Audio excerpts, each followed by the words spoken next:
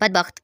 इस कलम अर्शी नूर किस्त नंबर 17। इसका एक एक नक्श असद की आंखों से इसके दिल पर नक्श होता रहा और वो इसे अपनी आंखों में कैद किए वहीं इसके पास सो गया। सुबह असद की आंख ही पहले खुली। खुद को इसके पास इसके कमरे में देखकर पहले वो कुछ हैरान हुआ, फिर सब कुछ याद आने पर खुद को हैरत से देखकर उठ बैठा। रुताबा का हाथ अभी भी उसके हाथ में था। इसने बहुत आराम से अपना हाथ छुड़ाया और अपने कमरे में आया तो आगे माया इसी कमरे में पहले मौजूद थी। कहाँ थे तुम? यही था। क्यों? लेकिन अपने कमरे में तो तुम अब आए हो। हाँ तो मतलब रात रुताबा के साथ गुजारी है तुमने? असद इसे देखकर बोला, तुम्हारा कोई हक नहीं बनता ये सवाल करने का। दोस्त होने के नाते हक बनता है मेरा। यार सुबह-सुबह मूड ऑफ मत करो मेरा। दोस्त हो तो दोस्त बनकर रहो, बीवी बनने की ज़रूरत नहीं। ज़रूरत तो तुम्हें तुम्हारी अपनी बीवी की भी नहीं थी, फिर आज इसके साथ की ज़रूरत कैसे पेश आ गई तुम्हें? यार प्लीज़ मुझे इस मुतल्लिक कोई बात नहीं करनी। माया तंज से मुस्कुराई। हाँ मर्द हो ना, अपनी ख्वाहिश के पेश नज़र ताल्लुक भी जोड़ लेते हो और अपनी सहूलत देखते हुए बातों से किनारा भी कर लेते हो। मतलब क्या है तुम्हारा? मेरा मतलब तो कुछ नहीं, अलबत्ता तुमने अपना मतलब पूरा कर लिया, काफ़ी है ये। असद को इसकी बात का मंतक समझ ना आया तो टॉवल उठाकर वॉशरूम चला गया। जाओ ऑफ़िस की तैयारी करो, कल तुमने जाना है इस्लामाबाद। रुताबा की आँख खुली तो इसे अपने बिस्तर से असद की परफ्यूम की खुशबू आई। वो जल्दी से उठकर बाहर आई। असद और माया ऑफिस जा रहे थे। वो किचन की खिड़की के पास से जाते हुए असद को देखने लगी। असद ने गाड़ी में बैठते हुए इसे देखा तो वापस अंदर आया। कैसी तबीयत है अब? सर में जहाँ चोट लगी दर्द तो नहीं हो रहा ना? रुताबा जवाब क्या देती, हैरत से मुँह खोले इसे देखने लगी कि आज वो इतना मेहरबान था, फिर मुझे देखती रहना। घर वापस आया तो अभी जो पूछा जवाब दो। वो दिल ही दिल में बोली, तुम जो इतने प्यार से पूछो हाल तो हाल से बेहाल होना अच्छा है। असद ने चुटकी बजाई। इसने सर झटक कर जवाब दिया, मैं बिल्कुल ठीक हूँ। ओके गुड, मैं चला। रुताबा ने इसे रब के हवाले किया। फिर राबी से पूछा, तुम चली गई थी रात को मेरे कमरे से? जी बीबी जी, साहब ने भेज दिया था कि वो होंगी आपके साथ। रुताबा वापस ऊपर अपने कमरे में गई और कंबल को हाथ में लिए असद की खुशबू को महसूस करने लगी। काश तुम मेरे पास होते अपने नाम की तरह। जाज़िब नरगिस के पास बैठा हुआ बातों में मसरूफ़ था। ज़ियान खेल रहा था कि अचानक वो सीढ़ियों से सीधा नीचे आ गिरा। जाज़िब और नरगिस भागे इसके पीछे। जाज़िब ने जल्दी से इसे गोद में लिया। इसने रोते हुए अपना सांस रोक लिया। नमल भी किचन से भागती हुई बाहर आई। ज़ियान को अस्पताल लेकर गए तो इसका बाजू 2 जगह से फ्रैक्चर हो चुका था। नमल और जाज़िब बहुत परेशान थे। नमल का तो रो-रो कर बुरा हाल था। एक तो ज़ियान की चोट पर दूसरा ये कि रुताबा को मालूम हुआ तो इसका क्या रद्द-ए-अमल होगा? क्या जवाब देगी वो कि इसके एक बच्चे को नहीं सँभाल सके वो? नरगिस ने इसे तसल्ली दी कि रुताबा ऐसी नहीं है। बच्चा इनकी देखभाल में है। हो जाते हैं अक्सर ऐसे हादसात अपने वालिदैन से भी। अम्मी अपना बच्चा हो तो सिर्फ दिल दुखता है, किसी के आगे जवाबदेह नहीं होना पड़ता। अपनी गलती पर भी पर्दा पड़ जाता है कि बच्चा अपना है, लेकिन अम्मी किसी और की औलाद को हंसाने वाले का नाम होता है। अगर ज़रा सी भी गलती हो जाए तो नाम बदनाम भी जल्दी होता है। अरे मेरी जान, किसी और की औलाद क्यों कह रही हो? रुताबा मेरे लिए बिल्कुल तुम जैसी है और क्यों सोचेगी ऐसा? इसे मालूम है हम सबकी जान है ज़ियान में और वैसे भी जन्म देने वाले से ज़्यादा हक पालने वाले का होता है और तुमने कोई गलती नहीं की। बच्चे इसी तरह बड़े होते हैं, खेलते हैं, गिरते हैं, फिर संभलते हैं। तुम ख्वामख्वाह हलकान हो रही हो। ज़ियान को प्लस्तर लगवाकर वो घर आ रहे थे। इसकी नन्ही पलकों पर आंसू सितारों की तरह चमक रहे थे। नमल ने 100 बार इसे चूमा। जाज़िब को इसका ये वालेहाना प्यार देखकर बहुत शिद्दत से अपने अधूरेपन का एहसास हुआ कि इसके साथ-साथ नमल भी अधूरी औरत बन चुकी थी। रुताबा का दिल बहुत उदास था। किसी काम में इसका दिल नहीं लग रहा था। इसने नमल को कॉल मिलाई। कॉल किसी ने ना उठाई। बेचैनी से वो बार-बार कॉल करती पर कोई जवाब मौसूल नहीं हो रहा था। रबी इसकी बेचैनी देखकर बोले बिना ना रह सकी। बीबी जी क्या हुआ है आपको? मैं कब से देख रही हूँ, आप परेशान सी लग रही हैं। पता नहीं रबी क्यों अजीब सी तबीयत हो रही है, जैसे कुछ हुआ है या कुछ होने वाला है। बीबी जी अल्लाह खैर करे, आप अच्छा सोचिए और दुआ करें। अल्लाह सब बेहतर करने वाला है। रुताबा ने फिर कॉल मिलाई तो जाज़िब ने फ़ोन उठाया। रुताबा ने ना सलाम किया ना हाल पूछा, फ़ौरन अपने बच्चे का पूछा, ज़ियान कैसा है? जाज़िब को काफ़ी हैरत हुई कि आज इसने सबको छोड़कर ज़ियान का पहले पूछा। माँ थी अपने बच्चे की तरफ इस हद तक पहुँच चुकी थी। जाज़िब ने फ़ोन नरगिस को दे दिया। नरगिस ने इसे फ़िलहाल कुछ ना बताया, लेकिन रुताबा हर दूसरी बात के जवाब में ज़ियान का पूछती। कुछ देर बाद वो खुद ही रो पड़ी। अम्मी मुझे ज़ियान से मिलना है, बहुत याद आ रहा है वो। अम्मी प्लीज़ आप इसे 1-2 दिन के लिए यहाँ ले आएँ, मैं इसे देखना चाहती हूँ, अपनी गोद में लेना चाहती हूँ। इसकी ममता की तड़प नरगिस समझ सकती थी। कराची के हालात कुछ बेहतर होने दो, मैं कुछ दिन बाद ले आऊँगी, तुम परेशान ना हो। वो बिल्कुल ठीक है, लेकिन अम्मी मुझे क्यों लग रहा है वो ठीक नहीं है। मुझे ऐसे लग रहा है वो मुझे बुला रहा है रो-रो कर। नरगिस ने बड़ी मुश्किल से इसे बहलाया कि ऐसा कुछ नहीं। इसने अल्लाह हाफ़िज़ कहकर फ़ोन तो रख दिया, पर उदासी इसकी रूह से एक पल ना जुदा हुई। बाबू गली-गली, कूचा-कूचा इसे ढूँढने लगा। इसे कराची में ही ज़िंदा सलामत अपने सामने देखकर वो बहुत बेकरार हो गया था। अपने आप को इसके मिलकर दोबारा खो जाने पर वो लानत मलामत करता रहा। आए दिन वो किसी न किसी बाज़ार में सुबह से शाम तक घूमता रहता कि इसे वो दोबारा मिल जाए। अब की बार तो अपनी जान देकर भी वो इसे हासिल करने पर तुला हुआ था। ऐसे में इसकी मुलाकात बिंदिया से हो गई। बिंदिया ने हिकारत से इसे देखकर नज़रअंदाज किया। इसे भी अब बिंदिया की ज़रूरत नहीं थी, लेकिन इसने बख्ती का ज़रूर पूछा कि वो इसे मिली या नहीं। बिंदिया ने इनकार किया कि नहीं मिली। अगर मिली भी तो वो इसको सज़ा पहले खुद देगी। वो मेरी मुजरिम है पहले, बाद में किसी और की। बाबू और बिंदिया दोनों का मिशन अब एक ही था, बख्ती की तलाश। दोनों ने तय कर लिया कि वो दोनों में से जिसे मिली वो एक दूसरे को खबर कर देंगे, लेकिन ये वादा बिनिया ने झूठा किया था क्योंकि सज़ावार तो बाबू भी था इसका। इसने सोच लिया था कि बख्ती के मिलने पर वो इसे भी पल-पल, लम्हा-लम्हा तड़पाएगी, जैसे इसने बिंदिया को तड़पाया था। माया और अली दोनों इस्लामाबाद में थे। असद यहाँ अकेला था। हालात कराची के कुछ बेहतर हुए थे, लेकिन मुकम्मल नॉर्मल नहीं थे। हालात मुकम्मल नॉर्मल होने तक असद ने इन दोनों को कराची ना आने दिया और सब कुछ खुद हैंडल करने लगा। सर्दियों का मौसम था, लाइट बहुत ज़्यादा जाने लग गई थी। राबी अपनी फैमिली के साथ किसी के घर शादी में थी। लाइट ना होने की वजह से काफ़ी अंधेरा था घर में। चौकीदार भी नहीं था कि वो जनरेटर ऑन करवा लेती। इसने असद के ऑफिस फ़ोन किया। मसरूफियत की वजह से वो बात ना कर सका। वक्त गुजारने के साथ-साथ रुताबा का डर और खौफ भी बढ़ने लगा। अंधेरे से घबराकर वो बाहर लॉन की तरफ आने लगी तो गुलदान से टकराई। गुलदान फर्श पर गिरकर रेजा-रेजा हो गया। वो एहतियात से पीछे हुई तो लाइट भी आ गई। पूरा घर लाइट आने से रोशन हो गया। इसने अल्लाह का शुक्र अदा किया और जल्दी से गुलदान के टुकड़े उठाने लगी। असद घर वापस आ रहा था। इसे मालूम था कि रुताबा घर में अकेली रात को डरती है और आज तो राबी की पूरी फैमिली नहीं थी। घर से कुछ फासले पर इसकी गाड़ी खराब हो गई। इसने गाड़ी ड्राइवर के हवाले की और खुद पैदल घर आने लगा। गेट का लॉक खोलकर वो अंदर आया और आराम से हाल में दाखिल हुआ। रुताबा को मालूम था कि असद ने गाड़ी में आना था, लेकिन गाड़ी तो नहीं आई थी। ये कौन था फिर जो लॉक खोलकर धड़ल्ले से अंदर आ गया था? असद के अंदर आते ही रुताबा सोफे के पीछे जा छुपी। असद ने अंदर आकर रुताबा को आवाज़ लगाई, रुताबा रुताबा। इसने असद की आवाज़ सुनकर सोफे की ओर से झांका। वो इसे देख चुका था। यहाँ क्या कर रही हो? वो इसके पास आया। सर्दी में भी वो पसीने से शराबूर थी। क्या हुआ है तुम्हें? खौफ से रुके हुए आंसू वो मजीद रोकने की कोशिश करने लगी। इतना डरी हुई क्यों हो? असद ने इसके बर्फ की तरह ठंडे हाथ हाथों में लिए। आप गाड़ी नहीं, मेरे बगैर गाड़ी के खामोशी से आने पर डरी हो? इसने जल्दी से हाँ में सर हिलाया। वो इसका हाथ पकड़कर इसे सोफे के पीछे से आगे लाया। तुम इतना डरती क्यों हो यार? अपना घर है तुम्हारा, और तुम्हारा ये डरना सहम जाना मेरी समझ से बाहर है। अभी असद बात कर ही रहा था कि वो डर से आह करती फर्श पर जा बैठी।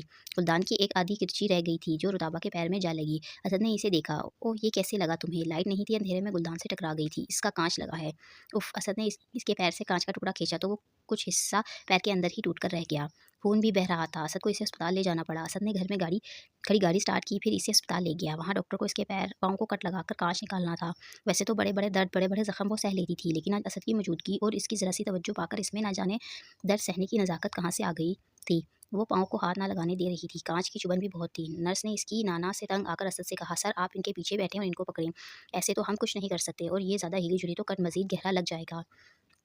वो असद का हाथ पकड़कर बोली, नहीं नहीं, ऐसे ही ठीक है ना प्लीज़। असद ने इसे उंगली से खामोश रहने का इशारा किया, फिर इसके पीछे बैठकर इसे अपनी बाहों के घेरे में लिया। रुताबा की पुश्त असद के सीने के साथ लगी हुई थी।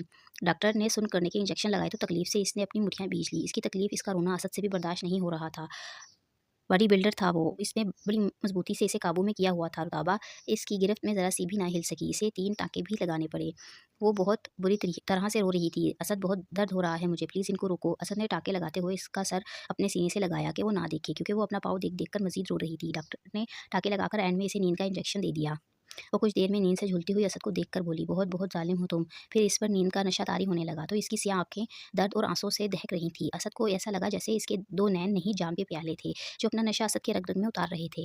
नींद से इसकी आँखें बंद होने लगी। इसके लबों पर भी वही जुमला था, बहुत ज़ालिम हो तुम। असद के चेहरे से इसका चेहरा बहुत करीब था। असद ने बहुत नरमी से इसके चेहरे पर बिखरी लटें हटाईं। फिर इसके आंसू साफ करते हुए इसके होठों को देखने लगा, जिनसे नींद में सिसकियाँ उभर रही थी। वो इसके सीने से लगी हुई थी। असद की बेचैनी बढ़ने लगी। इसका दिल चाहा वो चूम ले इसके मासूम से चेहरे को और एक-एक नक्श को।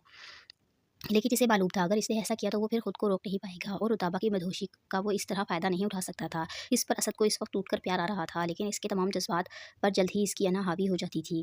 हमेशा की तरह इसने अपने दिल की बदलती कैफियत पर काबू पा लिया था। घर आया तो आगे राबी लोग आ चुके थे। रुताबा नींद में थी। असद इसे उठाकर कमरे में लाया। राबी परेशान थी कि अचानक क्या हो गया, रुताबा को चोट कैसे लगी। असद ने इसे बेड पर लेटाया तो असद की शर्ट नींद में भी इसने बच्चों की तरह अपनी मुट्ठी में पकड़ी हुई थी। असद ने आराम से शर्ट छुड़ाई और बाहर आकर राबी से खाने का कहा तो इसने जल्दी से खाना लगाया। साहब जी, क्या हुआ? बीबी जी को कैसे लगी चोट? गुलदान टूटा था इसका, कांच पाँव में लगा, टाँके लगे हैं 3। ओह अच्छा साहब जी, इनका खाना कमरे में ले जाऊँ? नहीं, वो सो रही है, सुबह दे देना नाश्ता जल्दी। असद खाना खाकर अपने रूम में जाते-जाते रुका और रुताबा के कमरे में वापस आया। एक अजीब सी कशिश थी जो रुताबा की तरफ इससे मुसलसल खींच रही थी। वो खुद को रोकने के बावजूद ना रोक पाया और इसके पास ही लेटा तो थकावट से जल्द सो गया। राबी मुसलसल रुताबा का ख्याल रखे हुए थी, लेकिन वो इसे सहारा देकर नीचे नहीं ला सकती थी, क्योंकि राबी उम्मीद से थी और 5 साल बाद इसे माँ बनने की खुशी नसीब हुई थी। 2 बेटे इसके पहले से थे, एक इसने अपनी नंद को दे दिया था और एक 7 साल का बेटा इसके पास ही था। असद फिर 2-3 दिन इससे गाफिल रहा, क्योंकि इसे देखते ही असद को अब गुस्सा नहीं आता था। इसका दिल रुताबा की तरफ इसके कदमों से पहले दौड़ा चला आता था, लेकिन वो दिल की बात अनसुनी करके दिमाग से काम लेता था और इसके दिमाग में इसकी हना से बढ़कर कुछ ना था। 2-3 दिन वो इसके सामने ही नहीं आया, लेकिन आज इसके टाँके चेक करवाने थे। असद ऑफिस से जल्दी घर आया और आते साथ राबी से कहा, रुताबा से कहो हॉस्पिटल जाना है और मुझे 1 कप चाय बना दो। जी साहब जी। राबी चाय चूल्हे पर चढ़ाकर रुताबा के कमरे में गई। बीबी जी, साहब कह रहे हैं अस्पताल जाना है। रुताबा को पहले दिन वाला दर्द याद आया। नहीं जाना, मैं ठीक हूँ साहब जी। साहब जी कह दो, साहब जी से कह दो। बीबी जी, वो मुझे भी डांटेंगे। तुम कह दो ना, बस मैं ठीक हूँ। राबी ने असद को चाय दी। हो गई रुताबा रेडी? नहीं साहब जी, वो कह रही हैं मैं ठीक हूँ। वो चाय का कप लिए इसके कमरे में आया और अपने गीले बालों में कंघा कर रही थी। अस्पताल क्यों नहीं जा रही तुम? मेरा ठीक है ना पाँव अब? यार टाँके लगे हैं, तुम्हें चेक करवाने हैं, खुलवाने हैं, तुम्हारा क्या ख़्याल है इसी तरह बैठी रहोगी तुम और मैं तुम्हें गोद में उठाए इधर से उधर लिए फिरता रहूँगा? मेरा और कोई काम नहीं, अब आप अपना काम करें, मुझे रहने दें ऐसे ही।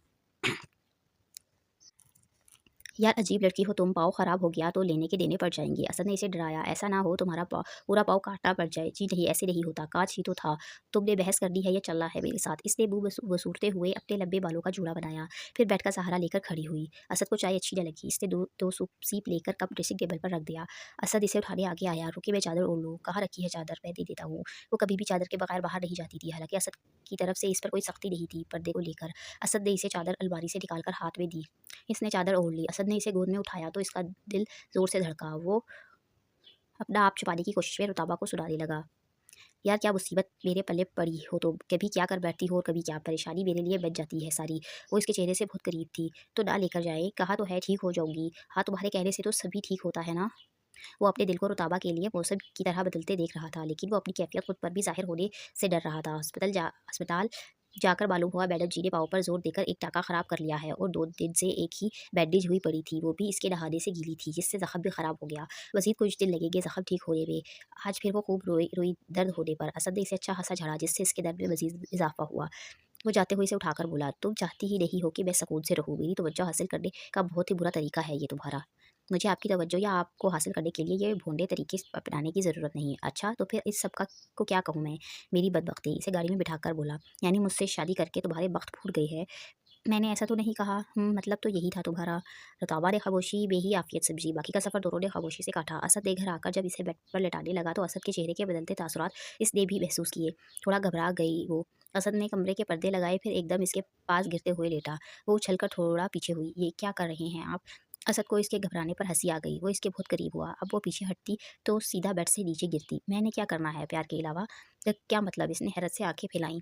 मतलब साफ है रुताबा जी कि आज तुम पर बहुत बहुत बहुत लफ्ज़ को बहुत अच्छा खासा खींच कर बोला, ज़्यादा प्यार आ रहा है। रुताबा तो इसकी बात सुनकर बेहोश होने को थी। लेकिन क्यों इसने जल्दी से बेड से उतरना चाहा। असद ने हंसते हुए इसका हाथ पकड़ा। वो असद के इस अंदाज पर अच्छी खासी घबरा गई। इसके चेहरे का रंग उड़ता देखकर असद मुस्कुराकर बोला, क्या तुम ही मुझे परेशान या हैरान कर सकती हो? मैं नहीं कर सकता। वो कुछ ना समझते हुए असद को देखने लगी। यार तुम सच समझ गई, मैं तो मजाक कर रहा था। कौन सा मजाक? रुताबा का दिल जोर जोर से धड़क रहा था। यही कि मुझे प्यार आ सकता है, वो भी तुम पर। असद साहब, मेरी हैसियत और औकात के मुताबिक आपको मुझ पर सिर्फ गुस्सा या तरस आ सकता है। प्यार आने की खुशफहमी मैं नहीं पाल सकती। वो इसकी आंखों में झाँक कर बोला, पालना भी मत ऐसी खुशफहमी, क्योंकि खुशफहमी हमेशा गलत फहमी में बदल जाती है। और मैंने फिर कभी ऐसा मजाक किया तो इस तरह सच समझ कर घबरा मत जाना। अपनी इतनी तजलील पर वो खामोश ही रही। इसे मालूम था कि अब अगर वो बोली तो जवाब में असद का हाथ उठेगा। इतना कहकर वो रुका नहीं, कमरे से चला गया। पाँव रुताबा का ठीक हो चुका था। राबी रुताबा से हर बात शेयर करती थी।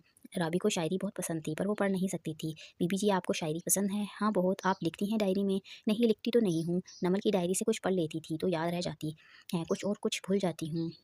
बीबी जी, अगर कोई गज़ल याद है तो मुझे सुनाएं आप। रुताबा मुस्कुराई। तुम्हें भी पसंद है शायरी? जी बीबी, रात को रोज़ रेडियो पर शायरी वाला प्रोग्राम सुनकर सोती हूँ। आप भी सुना देना कुछ, अब की तो आवाज़ भी बहुत प्यारी है।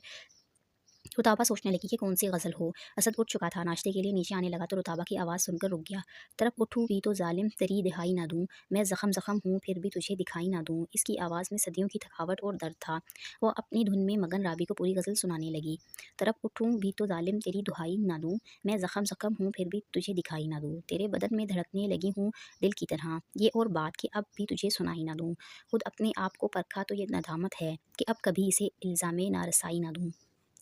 मेरी बका ही मेरी ख्वाहिश गुनाह में है, मैं ज़िंदगी को कभी ज़हर पारसाई ना दूँ। जो ठन गई है तो यारी पे हर्फ क्यों आए, हरीफ़े जान को कभी ताने आशनाई ना दूँ। मुझे भी ढूँढ कभी महवे आईना दारी, मैं तेरा अक्स हूँ लेकिन तुझे दिखाई ना दूँ। ये हौसला भी बड़ी बात है शिकस्त के बाद, कि दूसरों को तो इल्ज़ाम नारसाई ना दूँ। फ़राज़ दौलत दिल है मताए महरूमी, मैं जामे जम के ओज़ कासाए गदाई ना दूँ। राबी खो गई इसके इतने खूबसूरत अंदाज़े बयां पर। असद वहीं खड़ा महबूब सा होकर इसका दर्द शायरी में महसूस करने लगा। राबी अश अश कर उठी। बीबी एक बार और सुना दे। देखी चलो उठो नाश्ता लगाओ, देर हो रही है, साहब को मैं उठाने जाती हूँ। वो सीढ़ियों के पास आई तो असद सामने ही खड़ा था। आप उठ गए, आए नाश्ता कर ले। वो नीचे आया। नाश्ते से ऑफिस आने तक इसके कानों में रुताबा की आवाज़ गूंजती रही। तरफ उठूँ भी तो ज़ालिम तेरी दुहाई ना दूँ। मैं ज़ख़म ज़ख़म हूँ फिर भी तुझे दिखाई ना दूँ। तेरे बदन में धड़कने लगी हूँ दिल की तरह, ये और बात कि अब भी तुझे सुनाई ना दूँ। क्या इसे इल्म होता जा रहा है कि मैं इसकी तरफ माइल होने लगा हूँ? क्या वो मेरे बदलते एहसासात समझने लगी है? इसकी गज़ल का एक-एक लफ्ज़ इसकी ज़िंदगी की सच्चाई पर मबनी लग रहा था असद को। मेरी बका ही मेरी ख्वाहिशे गुनाह में है, मैं ज़िंदगी को कभी ज़हरे पारसाई ना दूँ। इसकी गज़ल के एक-एक लफ्ज़ में समूई दर्द की टीसें असद को महसूस होने लगी। माया और अली कराची पहुंच गए थे। असद को इन्फॉर्म करके वो दोनों सीधा घर आए। रुताबा पौधों को पानी दे रही थी। फूलों के घेरे में इसका चमकता हुआ सलोना सा चेहरा अली की नज़रों में था। इनके आने से पहले ही वो सारा काम कर चुकी थी। अपना कमरा फिर से ऊपर शिफ्ट किया था इसने, क्योंकि पाँव की चोट लगने के बाद कुछ दिन वो नीचे वाले कमरे में थी।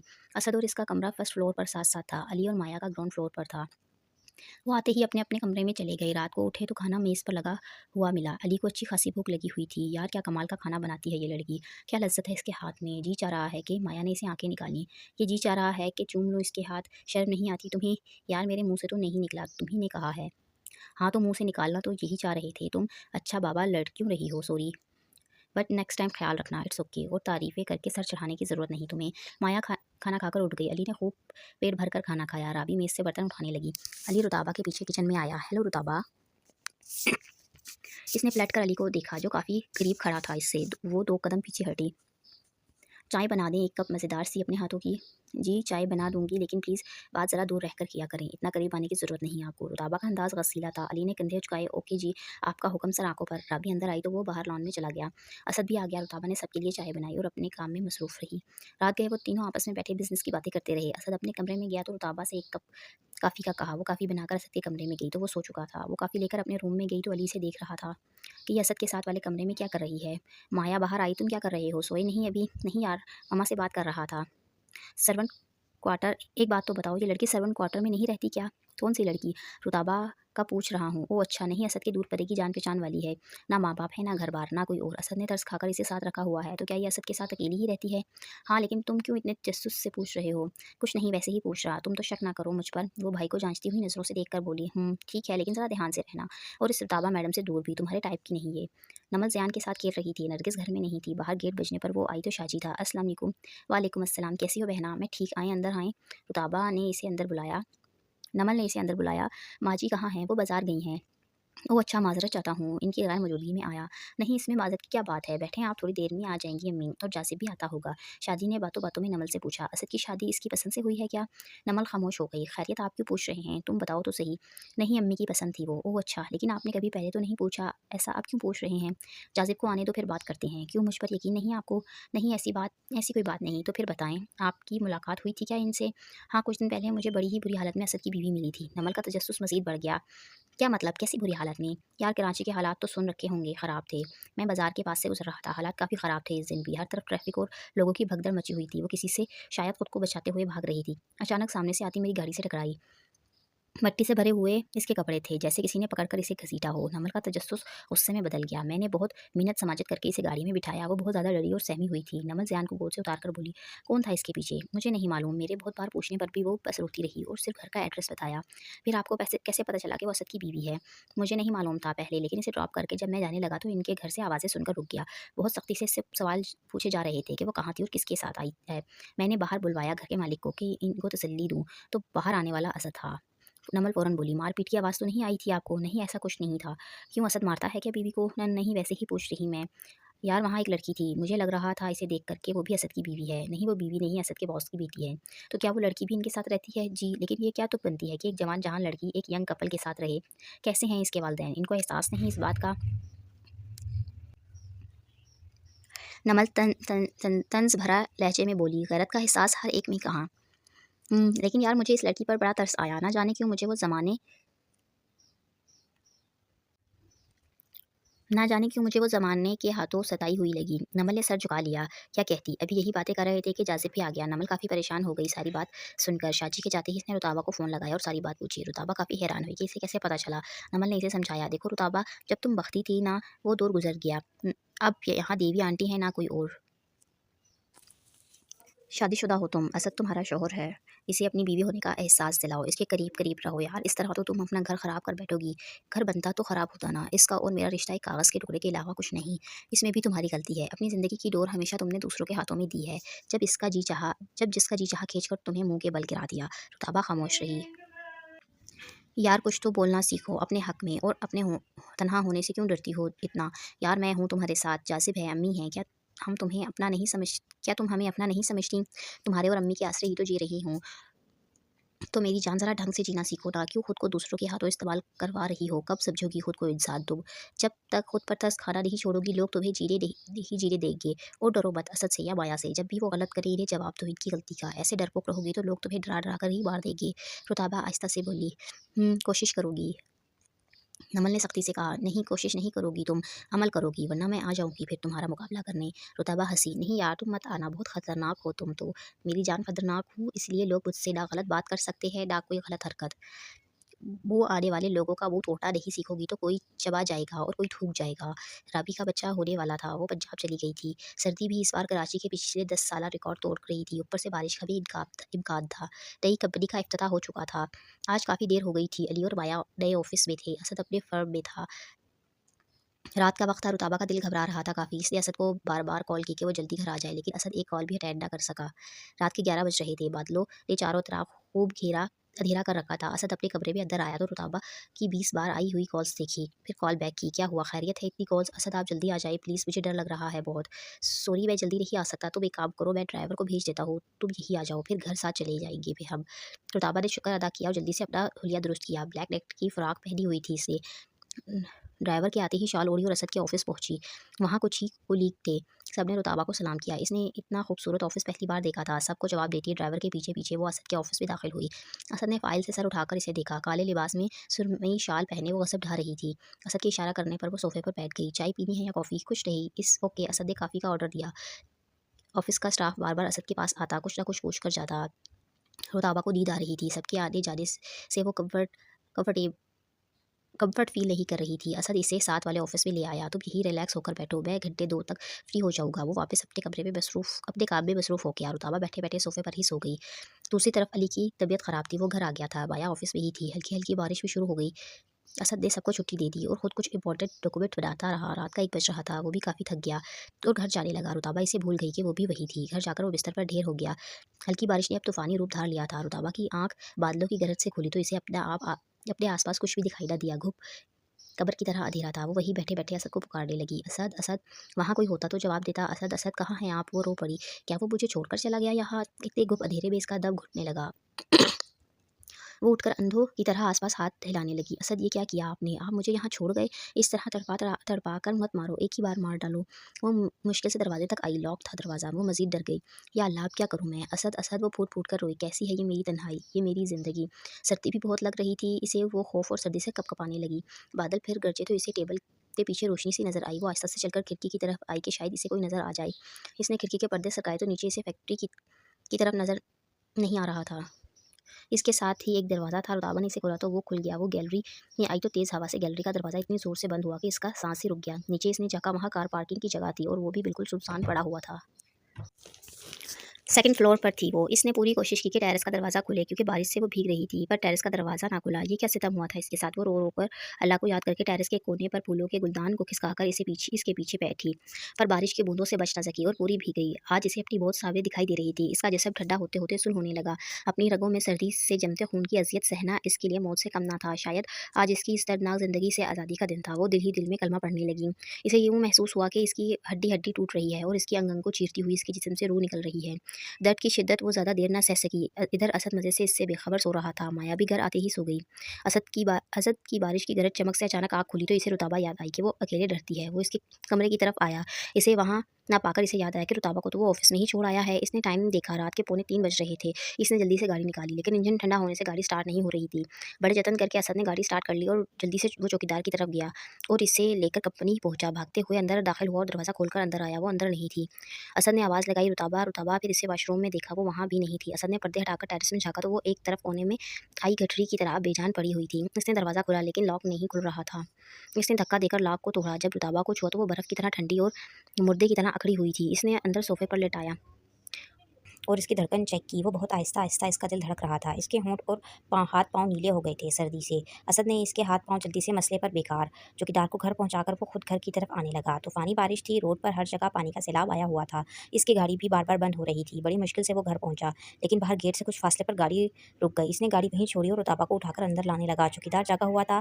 पहली बेल पर ही इसने दरवाज़ा खोला। सर्दी से भीगकर असद की अपनी हालत गैर हो रही थी। इसका जिस्म बेसुन हो रहा था। बारिश की हर बूंद इसे बर्फ के गोले की तरह लग रही थी।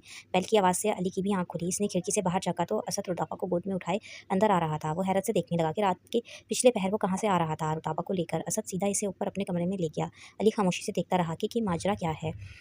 असद ने आते ही अंदर हीटर तेज़ किया। इतनी शदीद सर्दी में हीटर भी काम नहीं कर रहा था। इसने पहले अपने कपड़े बदले, फिर रुताबा का लिबास भी चेंज किया। इसका पूरा जिस्म भी नीला होने लगा था। इसे कंबल में लपेट कर वो फिर इसके हाथ पाँव सहलाने लगा। न जाने कब से वो बारिश में भीग रही थी टेरेस में। क्या गुजरी होगी इस पर। असद को अपने आप पर बेइंतहा गुस्सा आ रहा था कि वो कैसे इसे भूल गया इस तरह। इसकी इस हालत का जिम्मेदार खुद था। इसने लंदन में असूद को फ़ोन लगाया और रुताबा की कंडीशन बताई। पहले तो इसकी बात सुनकर असूद ने इसे खूब सुनाई। हद होती है लापरवाही की भी। यार, घर में इंसान एक जानवर भी पालता है ना, तो इसका ख्याल रखता है, और तू एक जीती जागती लड़की को क्यों रोज़ मौत के घाट उतारता है। मुझे लगता है तेरे अंदर इंसानियत मर चुकी है बिल्कुल। यार, इसे बीवी समझ ना समझ, कम से कम इंसान तो समझ ले। यार, तू झाड़ बाद में लेना, पहले बता क्या करूँ मैं। इस बेचारी को इतनी अज़ियत देने से बेहतर है कि तू इसे आज़ाद कर दे। यार बस भी कर, अब बोल कैसे ट्रीट करूँ इसे। असूद ने जो कहा वो इसके लिए नामुमकिन था, लेकिन रुताबा को इस हाल में छोड़ भी नहीं सकता था कि इसकी जान भी जा सकती थी। वो अपनी अना, अपनी नफरत, अपनी ज़िद सब बोल गया था। इसे याद था तो सिर्फ इतना कि रुताबा को कुछ नहीं होना चाहिए था। वो रुताबा के साथ लेटा और इसे अपने सीने से लगाया। अब भी इसका जिस्म बर्फ़ की तरह ठंडा था। असद किसी भी हद से इसकी मदहोशी में इसकी रज़ा के बगैर नहीं गुजरना चाहता था, लेकिन इसकी हालत के पेश सबब कोई चारा भी नहीं था। असद ने इसके नीले होंठ देखे, फिर आहिस्ता से अपना दिल मुट्ठी में लिए इसके बर्फ़ की तरह ठंडे माथे पर बोसा लिया, तो खुद को रोकना इसके लिए महाल होने लगा। इसके कानों में रुताबा की गज़ल के अल्फाज आखिरी अल्फाज थे। मुझे भी ढूंढ कभी महवे आईना दारी, मैं तेरा अक्स हूँ लेकिन तुझे दिखाई ना दूँ। दौलत दिल है मताए महरूमी, मैं जामे जम के ओस कासा गदाई ना दूँ। वो इसका चेहरा आंखों में लिए इससे मह गुफ्तगू था। मुझे माफ़ करना, मेरी लापरवाही से तुमने इतनी तकलीफ़ उठाई, और ये भी माफ़ करना, तुम्हारी इजाज़त के बगैर तुम्हें देखा, लेकिन मैं हद से नहीं गुजर सकता तुम्हारी इस हालत में या अपनी ख्वाहिश की तकमील में। मेरा ज़मीर गवारा ही नहीं करता कि मैं अपने इस बेनाम से रिश्ते का ऐसे मौके से फ़ायदा उठाऊँ। असीद के लिए इसे छूना या इसकी हया की पासदारी से गुजरना इसके लिए नामुमकिन था। रुताबा से नफरत की आड़ में छुपी मोहब्बत को वो खुद कबूल नहीं कर पा रहा था। निकाह हो जाने पर भी इसने 3 सालों में इसे बीवी की हैसियत से तस्लीम नहीं किया था, तो आज महज अपनी कैफियत और ख्वाहिश पर वो इसका एतबार कुर्बान नहीं कर सकता था। माना वो इससे नफरत करता है, लेकिन रुताबा इसके लिए इस कदर कोई कीमती चीज़ थी जिसको हासिल करने के लिए वो मोहब्बत के तमाम दर्जात तय करना चाहता था। सिर्फ निकाह की हैसियत से वो इसे अपने दिल में ना उतार सका, लेकिन रुताबा के दिल तक पहुँचने के लिए इसे मोहब्बत होनी ज़रूरी थी, जो आहिस्ता-आहिस्ता इसे अपनी लपेट में ले रही थी, और इसकी नफ़रत की जड़ें इसके दिल में कमज़ोर होती जा रही थी। लेकिन वो इस कमज़ोर लम्हे की नज़र खुद को ना कर सका। इसके लिए रुताबा की रज़ा सबसे अहम थी। यहाँ असद की जगह कोई और मर्द होता तो इस मौके का पूरा फ़ायदा उठाता, चाहे वो नामहरम ही क्यों ना होती। लेकिन असद महरम होकर भी इस पर अपना कोई हक़ ज़बरदस्ती ना जता सका, ना अपना हक़ वसूल कर सका। रुताबा में जितना सब्र था तकलीफ़ें सहने का, असद में इससे दुगना सब्र था अपनी ख्वाहिशात को काबू में करने का। हालाँकि ख्वाहिशात इंसान की बड़ी बेलगाम होती हैं। इंसान अपने नफ्स की पैरवी करते हुए हर जायज़ और नाजायज़ मुकाम से भी गुज़र जाता है। वो नहीं देखता कि इसकी राहें तबाही की तरफ है या कामयाबी की तरफ। बस अपनी तस्कीन के लिए रास्ते में आने वाली हर रुकावट को वो रद्द करता चला जाता है। कितना खुदगर्ज़ है ना इंसान भी, जिसकी ज़िंदगी तो महदूद है, लेकिन इसकी लामहदूद ख्वाहिशात इसे अंधा किए रखती हैं। लेकिन असद ना जाने किस मिट्टी का बना हुआ था, जिसके ख़मीर में बूँद-बूँद सब्र भी था और छलावे की तरह उबलता गुस्सा भी।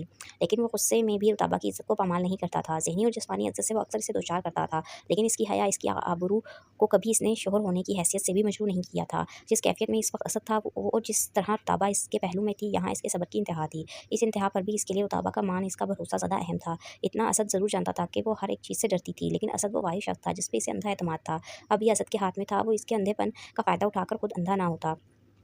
हर इंसान में इतना सब्र कहाँ होता है जो रुताबा और असद में था। शायद इनके सब्र की बदौलत ही अल्लाह के साथ ने इनको निकाह जैसे पाकीज़ा बंधन में बांधा था, और इस बंधन की डोरी असद ने मजबूती से थाम रखी थी। असद की पूरी रात जागते गुजरी। कभी वो इसके हाथ पाँव सहलाता, कभी इसे बाहों में लेता। सुबह हो चुकी थी और अभी भी गनूदगी में थी। असद ने खिड़की से बाहर का मौसम देखा, कुछ नॉर्मल था। बारिश थम गई थी, पर बादल अभी भी मौजूद थे। असद ने अपनी गली के दूसरे कॉर्नर पर मौजूद क्लिनिक से डॉक्टर को घर बुलवाया। डॉक्टर ने चेकअप के बाद कुछ इंजेक्शन लगाए, दवाएँ दी, क्योंकि डॉक्टर ने कहा कि ये उठी तो इसका जिस्म बहुत दर्द करेगा। पेन किलर इसे हर 4 घंटे बाद देनी है, और ये एक टैबलेट और है, ये 2 दिन लगातार देनी है, ताकि इनके खून का बहाव नॉर्मल रहे।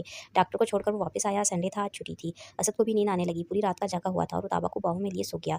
माया जाग चुकी थी। वो पास वाले पार्क में वॉक के लिए चली गई। अली सोया हुआ था। रुताबा की आँख खुली। पहले तो रात का खौफनाक मंजर इसकी आंखों में लहराया, तो इसका वजूद काँप गया और अपना चेहरा बेयकीनी के आलम में छूकर देखने लगी कि वो जिंदा है। फिर इसने डरते डरते आंखें खोली तो खुद को असद की बाहों में पाया। इसे कुछ समझ ना आया कि वो रात को कहाँ थी और घर कैसे आई और असद इसके करीब इतना कब और कैसे आया। वो असद से कुछ दूर हुई तो ना हो सकी। असद के कंधे के नीचे इसके बाल थे। वो आराम से झुककर अपने बाल निकालने की कोशिश करने लगी तो इसने देखा असद विदाउट शर्ट सो रहा था। वो बुरी तरह डरी और अपने बाल खींचकर निकालने लगी तो असद जाग गया। इसे खुद पर झुका देखकर वो उठकर थोड़ा ऊंचा हुआ तो रुताबा इसके इतने करीब थी कि इसकी सांसों की महक इसको अपने अंदर उतरती महसूस हुई। लेकिन रुताबा के जहन को हजार वसवसों ने घेरा।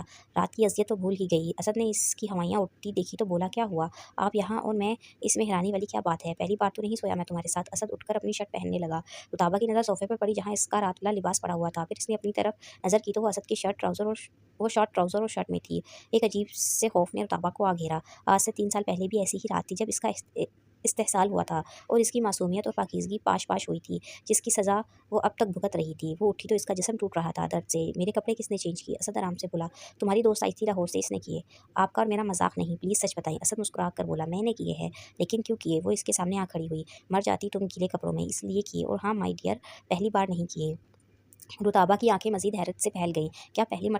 क्या मतलब पहली बार नहीं किए? इससे पहले भी काफ़ी बार कर चुका हूँ। असद को इसका डरा सहमा सा सरापा इस वक़्त अच्छा लग रहा था और असद की आंखों में कुछ ऐसा था जिसे देखकर रुताबा बर्दाश्त नहीं कर पा रही थी। मेरी इजाज़त के बगैर क्यों किया ये सब आपने? असद को इसे छेड़ना अच्छा लगा। तुम्हें इतना गुस्सा क्यों आ रहा है? ये सब हमारे दरमियान पहली बार तो नहीं हुआ। वो इसे हैरान छोड़कर मुस्कुराकर बड़ी रोमानी अंदाज में बोला, वैसे एक मज़े की बात बताऊँ, ये रात मुझे कभी नहीं भूलेगी। रुताबा के रहे-सहे होश भी उड़ने लगे। क्या हमारे बीच पहली बार नहीं हुआ? क्या किया है आपने मेरे साथ? और ये सब कब से चल रहा है? वो सपाट लहजे में बोली। असद इसका रिस्पॉन्स देख कुछ सीरियस हो गया। तुम ये सुनना चाहती हो कि तुम्हारे होश में ना होने का मैंने कितना फ़ायदा उठाया है? रुताबा इसकी आंखों में कूनती शरारत देखने लगी। इस पल असद के चेहरे में इसे वो चेहरा दिखाई दिया जो इसकी ज़िंदगी भर की बर्बादी का सामान बना था। इसका अंदाज़ भी ऐसा ही था जो इस असद का था। असद ने मुस्कुराकर इसके माथे पर उँगली रखी और बोला, बहुत कुछ किया है। वो अपनी उँगली इसके माथे से नाक और होठों से गुज़ारता हुआ जब गर्दन से अपना हाथ नीचे लाया तो इससे बर्दाश्त न हुआ और अचानक रुताबा का हाथ उठा और वो असद को चमाट मार गई। ये सब इतना अचानक हुआ कि ना तो असद को समझ आई कि क्या हुआ, ना रुताबा को कि इसने क्या किया। असद तो जैसे कुछ लम्हे सकते में आ गया। फिर कुछ देर बाद इसे बाजू से जकड़कर बोला, थप्पड़ क्यों मारा तुमने मुझे? रुताबा को समझ ना आई कि इसने कैसे मारा। वो चिल्लाकर बोला, थप्पड़ क्यों मारा तुमने मुझे? रुताबा क्या बोलती, खौफ के मारे इसकी आवाज़ ही बंद हो गई। इसलिए मारा है ना कि मैंने तुम्हें छुआ है? असद ने इसे बेड पर पटका। रुताबा ने गले से थूक निकला और वो मुश्किल बोली, क्यों छुआ तुमने मुझे मेरी मधोशी में? कब और किस तरह इस्तेमाल किया मुझे अब अपने लुत्फ़ के लिए? थूकते भी मुझ पर हो और चाटते भी हो। वो इसे अपने शिकंजे में लेकर बोला, थूका तो मैंने आज तक नहीं तुम पर, ना चाटा था, लेकिन अब इस थप्पड़ का जवाब तो दूँगा मैं तुम्हें। रुताबा खुद को छुड़ाने लगी, छोड़ो मुझे, अब तो नहीं छोड़ूंगा मैं तुम्हें। पहले तो ऐसा कुछ नहीं किया मैंने, लेकिन अभी जो इल्ज़ाम लगाया है ना वो पूरा करके दिखाऊंगा तुम्हें। रुताबा इसे पीछे हटाने लगी, लेकिन इसकी नन्ही सी जान थी जो इस वक्त मुकम्मल असद की गिरफ्त में थी। छोड़ो मुझे, वो चिल्लाई। अली जो अभी अभी उठकर अपने कमरे से बाहर आया था रुताबा की चीख सुनकर ऊपर आया। इतना बुरा क्यों लग रहा है आज मेरा छूना तुम्हें? दिल तो चाह रहा है हर इस शर्म की हद से गुजर जाऊँ जिससे तुम पहले गुजर कर आई हो, लेकिन मैं इन बेगैरत मर्दों में से नहीं। नफरत और बदले की आग में जलकर भी मैं तुम्हें इस काबिल नहीं समझता कि अपना हम जिस्म करूँ। असद की गिरफ्त इस पर इतनी टाइट थी कि इसका सांस रुकने लगा। वो कैसे छुड़ाती खुद को इस जालिम शख्स की गिरफ्त से जिसे गुस्से में भी वो खुद लाई थी। अब इसका गुस्सा रुताबा को खुद पर ही सहना था। वो इसे छोड़कर उठा। रुताबा ने खुद को जल्दी से कंबल में लपेटा क्योंकि असद की ज़बरदस्ती से इसकी शर्ट के बटन खुल चुके थे। वो इसका मुंह जबरों से पकड़कर बोला, जो काम तुम्हारे साथ मैंने कभी मदहोशी में भी नहीं किया, अगर अब करना भी पड़ा तो तुम्हारे पूरे होशो हवास में करूँगा, और मुझे ये सब करने के लिए तुम्हारी इजाज़त की हरगिज़ ज़रूरत नहीं। और याद रखना अपने इस थप्पड़ को, जिस वजह से मारा है ना, वो वजह अब तुमको भुगतनी होगी। वो इसे छोड़कर गुस्से से कमरे से बाहर निकला तो दरवाजे पर खड़े अली से टकरा गया। वो इतने गुस्से में था कि अली को धक्का देकर धप-धप सीढ़ियाँ उतरने लगा। अली की नज़र अंदर बेड पर कंबल पे लिपटी आवाज़ रोती हुई रुताबा पर पड़ी तो वो तेज़ी से असद के पीछे आया। रुको, कहाँ जा रहे हो? अली की आवाज़ पर वो पलटा। अली बिल्कुल इसके सामने आकर खड़ा हुआ। क्या किया है तुमने इस लड़की के साथ? तुम कौन होते हो पूछने वाले? मैं जो भी करूँ। अली को इसके जवाब पर तब चढ़ गई। शर्म नहीं आती तुम्हें? इतना घटिया घटिया इंसान हो के तुम, मैं सोच भी नहीं सकता था। बाबा तो बड़े तुम्हारे गुण गाते हैं, अब देखें ज़रा आकर तुम्हारी असलियत क्या है। असद मज़ीद गुस्से में आ गया। किस लहजे में बात कर रहे हो तुम मुझसे? अली भी गुस्से में था। लानत है तुम्हारी मर्दानगी पर, जो एक बेसहारा लड़की को घर में भी रखते हो और इसकी मजबूरी से फ़ायदा उठाते हुए इसकी इज़्ज़त से भी खेलते हो। असद को इसकी बात समझ ना आई कि वो क्यों और क्या कह रहा है ऐसा, और इस पे चिल्लाया, बंद करो अपनी बकवास, इससे पहले कि मैं भूल जाऊँ कि तुम कौन हो। मैं भी तुम्हारा लिहाज़ कर रहा था अब तक, लेकिन इस घर में ये सब नहीं चलेगा। तुम एक यतीम लड़की को इस तरह इस्तेमाल करो, किस हैसियत से इसे तुमने अपने साथ रखा हुआ है? 2 वक़्त की रोटी और छत देकर तुम जैसे मर्द ऐसी मजबूर लड़कियों को रखेल बनाने पर मजबूर कर देते हैं। असद के तो पाँव तले से ज़मीन निकल गई। रखेल का लफ्ज़ असद को यूँ लगा जैसे किसी ने इसके कान में पिघलता हुआ शीशा उड़ेल दिया हो। इसके कानों की लोएं जलने लगी। इसने थप्पड़ मारकर अली को पीछे धक्का दिया। अली इस पर झपटा, तुम होते कौन हो मुझ पर हाथ उठाने वाले? असद ने इसे काबू में किया और अपने गिरबान जुड़ाते हुए बोला, मैं इस बेचारी और यतीम लड़की का शौहर हूँ जिसे तुमने मेरी रखेल कहा है। बीवी है वो मेरी। इसकी आवाज़ पूरे घर में गूंजी। बीवी है वो मेरी, बीवी है वो मेरी। अली पर तो इस वक्त हैरत का पहाड़ टूट पड़ा। ये सुनकर कि रुताबा इसकी बीवी है। रुताबा इनका शोर सुनकर कमरे से बाहर आई। असद ने सर उठाकर इसकी तरफ देखा। ये सब तुम्हें इस बेसहारा लड़की ने कहा है ना? असद इसकी तरफ लपका। रुताबा ने असद को अपनी तरफ आता देखकर दरवाज़ा लॉक कर दिया। अली ने इसे हाथ पकड़कर रोका। इसने कुछ नहीं कहा। मैं कसम खाता हूँ अल्लाह की कि मुझे नहीं मालूम था कि वो तुम्हारी बीवी है। मिस गाइड मिस गाइड मुझे माया ने किया था। असद के कदम वहीं रुक गए। क्या क्या कहा तुमसे माया ने कि ये लड़की मैंने अपने लुत्फ का सामान बनाकर रखी हुई है? वो इसके बेसहारा होने का मैं पूरा पूरा फ़ायदा उठा रहा हूँ। अली ने इसका गुस्सा ठंडा करना चाहा। यार बहुत शर्मिंदा हूँ मैं। अपने अल्फाज वापस लेता हूँ। माफ़ कर दो, गलती हो गई मुझसे अनजाने में। अली हमदानी साहब, कमान से निकला हुआ तीर और मुँह से निकली हुई बात कभी पलट कर वापस नहीं आती। और माफ़ तो किसी सूरत नहीं करूँगा मैं तुम्हें भी और माया को भी। अली माया के झूठ बोलने पर जैसा असद को समझा था, बहुत शर्मिंदा था वो। इसकी इसी लड़ाई में मॉर्निंग वॉक करती माया अंदर आई। हेलो गाइस, असद इसके पास आया। क्या कहा है तुमने अली से, रुताबा के और मेरे बारे में? माया अली को देखने लगी। मैंने तो कुछ नहीं कहा। क्यों, क्या हुआ? असद ने इसे बाजू से पकड़ा। तुमने रुताबा के मुतालिक क्या कहा है? क्या लगती है वो मेरी? यही कहा है कि दूर पर की जाने वाली है तुम्हारी। असद ने इसके हाथ से बोतल छीनी और गुस्से से ज़मीन पर पट गई। क्यों अली से झूठ बोला तुमने? वो इस कदर ऊंचा धड़ा कि इसकी आवाज़ से दीवारें भी लरज़ उठी। वो भूल गया कि इसके सामने माया थी। वो इससे भी ऊंची आवाज़ में चिल्लाई, तमीज़ के दायरे में रहकर मुझसे बात करो। ना मैं रुताबा हूँ और ना ही रुताबा की तरह लावारिस। इसकी आवाज़ इतनी बुलंद थी कि रुताबा सब कुछ सुन रही थी। असद को बेइंतहा गुस्सा था इस पर। झूठ बोला क्यों तुमने? क्या साबित करना चाहती थी तुम? हाँ हाँ, झूठ बोला मैंने अली से, तो सिर्फ तुम्हारी खातिर। सच बोलती मैं इससे तुम्हारी हकीकत से आगाह करती कि किस तरह भेड़ बकरी समझकर तुमने अपनी बीवी को रखा हुआ है। वो खाती तुमसे अलग है, सोती तुमसे अलग है, रहती तुमसे अलग है। जूते की नोक पर रखते हो तुम इसे, ये सब बताती मैं। एक तो तुम्हारी इज्जत रखी है, ऊपर से तुम मुझ पर ही उलट रहे हो। इज्जत देने या लेने के काबिल ही नहीं हो तुम। बंद करो अपनी बकवास। क्यों बंद करो अपनी बकवास? अब सच बर्दाश्त नहीं हो रहा। दिन भर इसके साथ नौकरों और जानवरों वाला सलूक करते हो और रात को इसके तलवे चाटने चले जाते हो। इसकी बात असद को तीर की तरह लगी। Shut up! असद ने जैसे ही इस पर हाथ उठाया तो अली ने इसका हाथ पकड़ लिया। क्या कर रहे हो यार? बस करो तुम दोनों। तुम्हारी इतनी हिम्मत कि तुमने इस घटिया औरत के पीछे मुझ पर माया हमदानी पर हाथ उठाया। अली ने माया को पकड़ा जो अपने काबू से बाहर होती जा रही थी। मर्द कहते हो खुद को? थू है तुम्हारी मर्द होने पर। अपनी बीवी को तो कोई इज्जत कोई मुकाम दे नहीं सकते। दूसरों की बहन बेटियों की भी इज्जत नहीं तुम्हारी नज़र में। इतना ही गुस्सा आया है ना मेरे झूठ बोलने पर, तो मर्द बनो फिर। ना मर्द नहीं, रातों को छुप छुप कर चोरों की तरह। शोहर बीवी के कमरे में नहीं जाते तुम्हारी तरह। अली ने माया के मुंह पर हाथ रखा और इसे कमरे में ले गया। इसकी आवाज़ें अंदर से भी आ रही थी। समझता क्या है खुद को ये? मुझे झूठा कह रहा है। अपने गिरबान में तो झाके। बीवी मानता ही नहीं वो इसे, और कैसी बीवी है वो इसकी मैं अच्छे से जानती हूँ। पहले मर्द तो बनकर दिखाए इसके मामले में। मुझे झूठा कहता है। इस नाचीज़ जैसी लावारिस लड़की की खातिर ये मेरे मुंह लगा। हसन ने इसे बंद दरवाजे से जवाब दिया। लावारिस नहीं है वो, वारिस हूँ मैं इसका। खबरदार जो तुमने इसे दोबारा एक लफ्ज़ भी और कहा तो। वो बाहर आई। क्या कर लोगे तुम? तुम्हारा मुंह तोड़ दूंगा मैं। तुम्हारा अपना मुंह तो किसी को दिखने के काबिल है नहीं, दूसरों को कैसे तोड़ोगे तुम? अपने गिरबान में झाको हो क्या तुम? बस बहुत सुन ली तुम्हारी बकवास मैंने। अब कुछ कहा तो अपनी हालत की जिम्मेदार तुम खुद होगी। अली ने बड़ी मुश्किल से माया को चुप करवाया, क्योंकि इस वक्त असद की आंखों में ऐसे लग रहा था कि इनमें खून उतरा हुआ है। जाओ जाओ, बड़े आई धमकाने वाले। अली ने दोनों के आगे हाथ जोड़े और माया को फिर अंदर किया कि इनकी आपस में लड़ाई मजीद ना बढ़ जाए। माया शदीद गुस्से में थी। इस तरह आज तक इसके साथ कोई पेश नहीं आया था। अली इसके पास आया। वो अब भी गुस्से से बुड़बुड़ा रही थी। बस कर दो यार, अब सारी गलती तुम्हारी है। इसका चिल्लाना और ये सब करना हक पर है। वो गुस्से से गहरे सांस लेकर बोली, गलती मेरी नहीं, इसकी अपनी है। जैसा रवैया है ना इसका रुताबा के साथ, मैं क्या हर कोई मशकूक हो सकता है कि वो इसकी बीवी है ही नहीं। मैंने इसलिए तुमसे झूठ बोला था कि ये तुम्हारी नज़रों में ना गिरे। अपने बिहेवियर की वजह से तुम्हारी नज़रों में ना गिरे। जो रूप मैंने देखा है ना इसका, वो तुम देखते तो हज़ार सवाल उठते तुम्हारे जहन में। कोई मर्द मैंने आज तक इस जैसा नहीं देखा जो सबके सामने अपनी नफरत का ढिंढोरा पीटे। जब दिल चाहा इसे अपने बिस्तर की ज़ीनत बना ले। इमेजिन, ये सब देखकर क्या समझते तुम? क्या बनता तुम्हारे जहन में इसका? जैसे जैसा जैसा सलूक ये करता है ना इसके साथ, ऐसा तो कोई कोठे वाली जिस्म फरोशों के साथ ना करे। असद दरवाज़ा खोलकर अंदर आया। तुम अपनी बकवास बंद करोगी या नहीं? अली परेशान हो गया। किसको संभालता?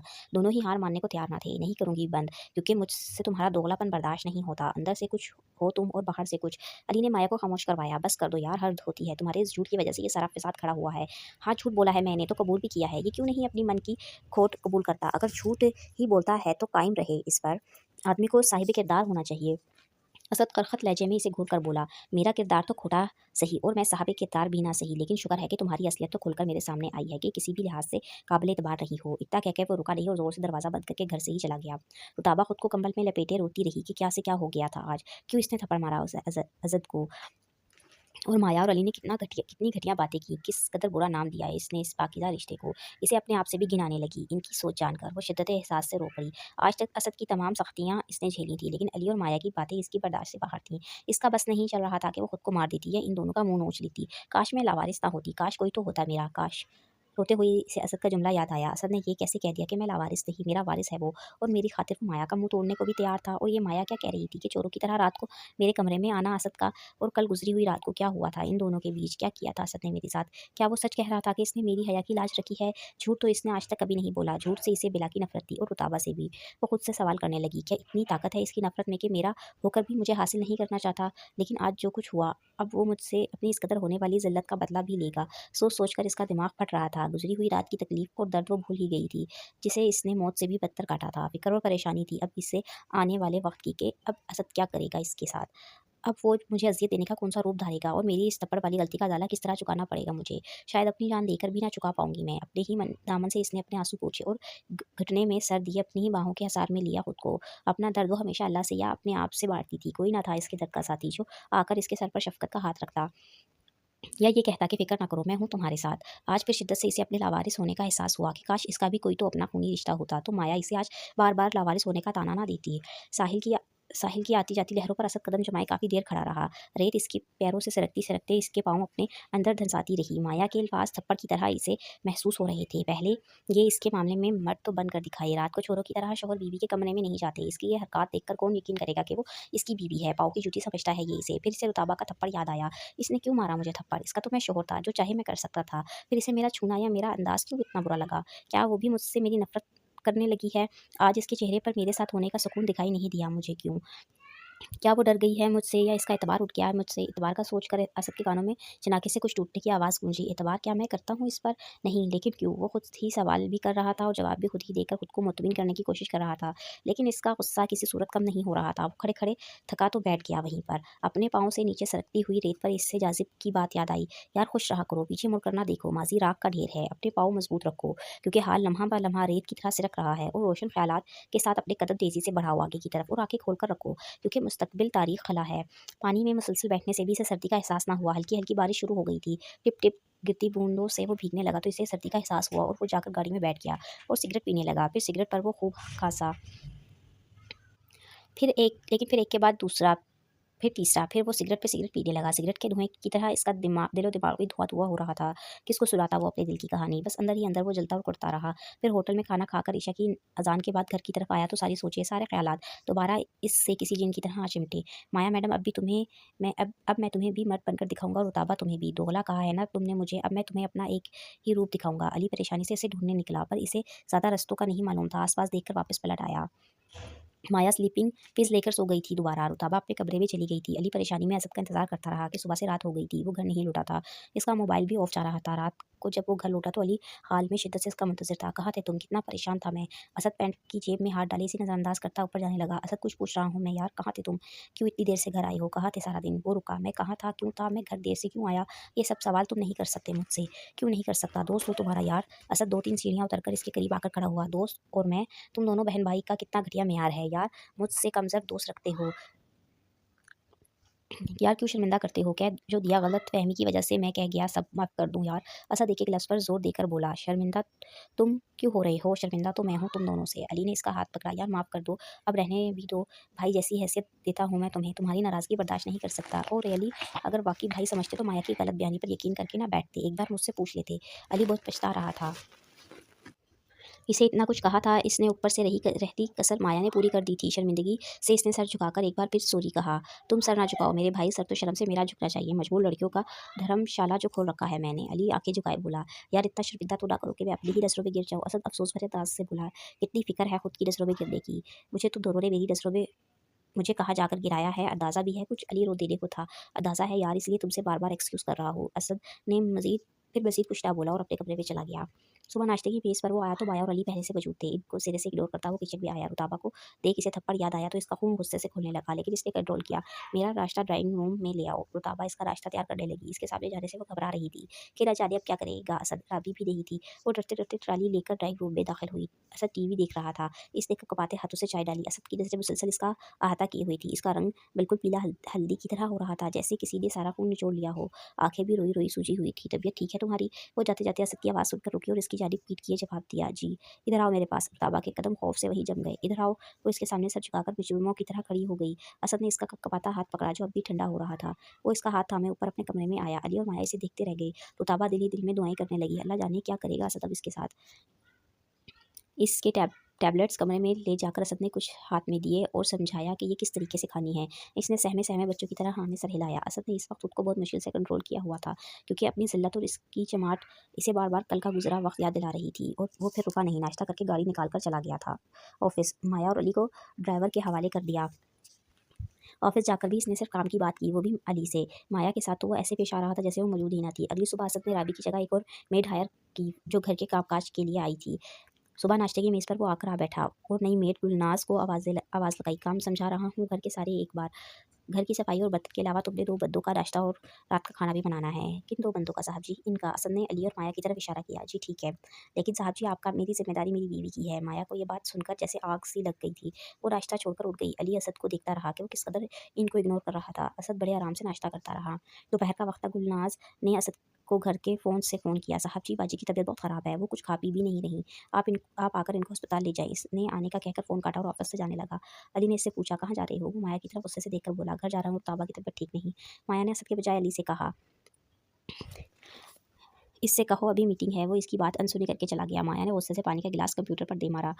Behave yourself. अली दाँत पीस कर बोला, ये बिहेव देखा तुमने इसका किस तरह कर रहा है? इस सब की ज़िम्मेदार तुम हो। असद मोबाइल अपना भूल गया था। वापस लेने ऑफ़िस आया तो माया चला रही थी। हाँ, हाँ, सारे फ़साद की जड़ मैं हूँ ना। सच जो बोला है मैंने, अब बर्दाश्त कहाँ होगा सबसे। असद इसके पास से गुज़रता हुआ रुक गया। सच नहीं बोला तुमने, बल्कि अपने अंदर पलने वाले गलाज़त उगली है। इससे पहले कि माया इससे कुछ कहती, अकाउंट मैनेजर दस्तक देकर अंदर आया। वो सब खामोश हो गए और वो असद वहाँ से चला गया। घर पहुँचकर वो सीधा रुताबा के कमरे में गया। आज वो इसे अकेली मिल गई थी। अपने अंदर की भड़ास इसने कुछ तो निकालनी थी। असद ने इसके पास पड़े साइड टेबल पर वो गोलियाँ देखी जो इसने दी थी। इनमें से एक गोली भी रुताबा ने नहीं खाई थी। इसे मौका मिल गया इसे झाड़ने का। वो ऊँची आवाज़ में बोला, क्या तमाशा बनाया हुआ है तुमने? वो कम्बल में मुँह धोए लेटी हुई थी। अचानक असद के सर पर खड़े होकर दहाड़ने से डर गई। तुम क्या समझती हो कि इस तरह बीमार रहकर तुम मुझसे खुद को बचाए रखोगी और मैं तुमसे हमदर्दियाँ जताता रहूँगा? तो ये भूल है तुम्हारी। अभी तक तुम्हारे इस थप्पड़ की गूंज मुझे सुनाई देती है जो तुमने मेरे मुँह पर मारा था। रुताबा इसकी आँखों में गुस्सा देखकर खामोश रही। वो इसकी सहमी हुई आँखों में झाँक कर बोला, डरो मत, मारूँगा नहीं मैं तुम्हें, लेकिन सज़ा तो ज़रूर दूँगा मैं तुम्हें, तुम्हारी इस हिम्मत और गुस्ताखी की, जिसकी वजह से तुमने मुझे थप्पड़ मारा था। जारी है।